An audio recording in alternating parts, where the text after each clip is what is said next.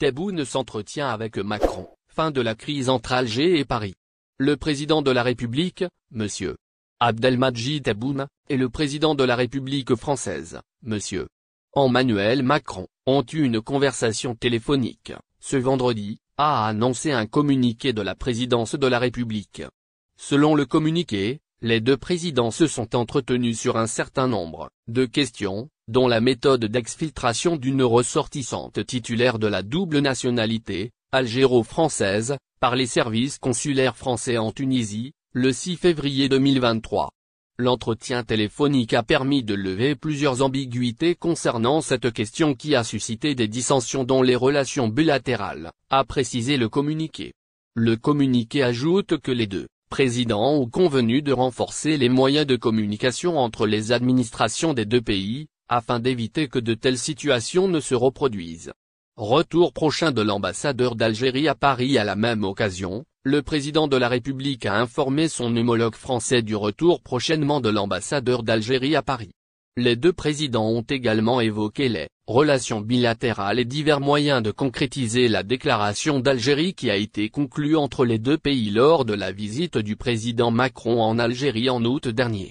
L'entretien téléphonique entre les deux parties a également permis d'examiner les voies et moyens de renforcer et de promouvoir la coopération entre les deux pays, notamment la visite d'État que devra effectuer le président de la République en France, et de passer en revue des questions régionales et internationales d'intérêt commun, a conclu le communiqué. Des perturbations et des annulations de vols à prévoir jusqu'au 26 mars.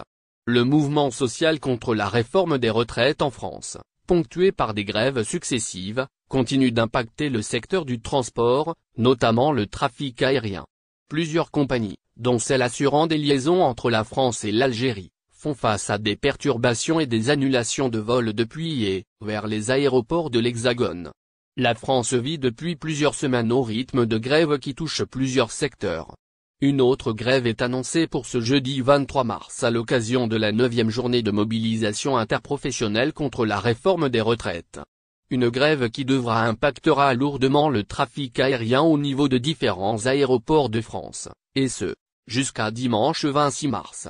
En effet, la Direction générale de l'aviation civile, DGAC, a publié, ce jeudi 23 mars, un communiqué dans lequel elle demande aux compagnies aériennes de réduire leur programme de vol du jeudi 23 mars à dimanche 26 mars.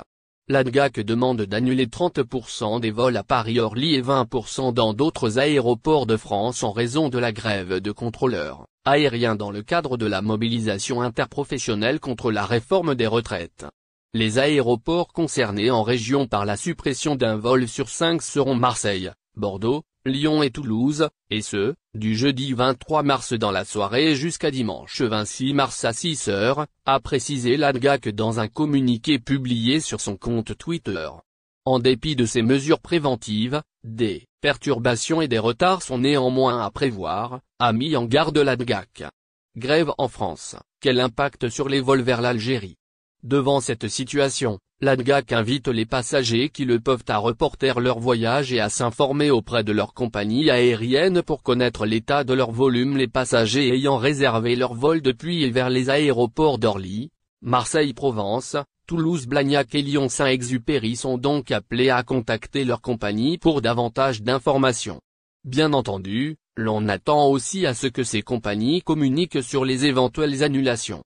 Pour le 23 mars, la DGAC avait déjà demandé aux compagnons de renoncer à 30% de leur programme de vol à Orly et dans 3 autres aéroports français, à savoir Marseille, Lyon et Toulouse. Des aéroports qui sont desservis par plusieurs compagnies aériennes assurant des vols entre la France et l'Algérie. Il s'agit notamment d'Air Algérie, d'Air France et de Transavia. Lors de la grève du 6 mars dernier, Air Algérie et Transavia ont été contraintes d'annuler plusieurs vols depuis et vers l'Algérie. C'était le cas également lors de la journée 2, grève du 15 mars, lorsque la compagnie Air Algérie avait annoncé des perturbations et des annulations sur certains vols au départ de Paris-Orly. Concernant la grève de ce jeudi, seule la compagnie Air France a communiqué sur la situation de ces vols. Dans un communiqué transmis aux médias, Air France prévoit d'assurer 95% de son programme de vol, dont la totalité de ses vols long courriers et de ses vols vers Paris-Charles de Gaulle. Néanmoins, des retards et des annulations de dernière minute ne sont pas à exclure, après permis de conduire en Algérie, ce qui va changer en 2023. Le gouvernement a annoncé de nouvelles règles pour l'exercice de l'activité auto-école en 2023, des changements qui portent aussi des modifications sur les conditions de passage de permis de conduire en Algérie. ZRDI vous dévoile plus d'informations à ce sujet dans les lignes qui suivent de cet article du 24 mars 2023. Pour cette nouvelle année de 2023, le permis de conduire en Algérie va connaître des changements de taille. En effet, le gouvernement vient de lever le voile sur une réforme. Celle-ci concerne notamment les conditions d'organisation et du suivi des activités des auto-écoles. Effectivement, le Premier ministre, Ben Abderrahmane, a signé un nouveau décret exécutif. Ce dernier apporte des modifications sur les conditions de renouvellement des agréments. Le décret qui est apparu le 5 mars dernier et publié dans le journal officiel numéro 15 devrait prendre forme dans les prochains jours. Cela au niveau de toutes les structures d'enseignement de conduite du pays. Selon le quotidien arabophone Echorouk, qui a rapporté l'information, le décret impose de nouvelles conditions d'éligibilité pour ouvrir une auto-école. Celles-ci sont listées dans le décret en question. Désormais, le demandeur d'agrément doit posséder un certificat d'études supérieures et au moins 1 an d'expérience confirmé par les autorités. Et ce, en étant stagiaire au sein d'une auto-école. Auto-école, voici les nouvelles conditions pour obtenir l'agrément dans ce cadre. Le décret exige également d'avoir 3 ans d'expérience confirmée par les autorités en tant que moniteur. De plus, il est impératif que le demandeur d'agrément accompagne son dossier d'une attestation d'affiliation à la sécurité sociale, ou d'une attestation du parcours professionnel du demandeur d'agrément en tant que personne physique. Par ailleurs, il sied de souligner que les agréments octroyés aux auto-écoles ont une durée de validité de 10 ans. La même source médiatique a souligné qu'il y a une possibilité de renouveler. Dans ce cas, la demande doit être envoyée au wali. Et cela dans un délai de moins de 3 mois avant la fin de validité de l'ancien Tebboune. Le président algérien affirme que l'Espagne a proposé le Sahara à l'Algérie. La dernière trouvaille du président algérien sur le Sahara marocain dépasse l'entendement. Lors de sa récente sortie sur la chaîne qatari à Al Jazeera, Abdelmadjid Tebboune a affirmé, sans ciller. N'oubliez pas abonnez-vous à notre chaîne Olive News et activez les notifications pour recevoir nos publications en temps réel.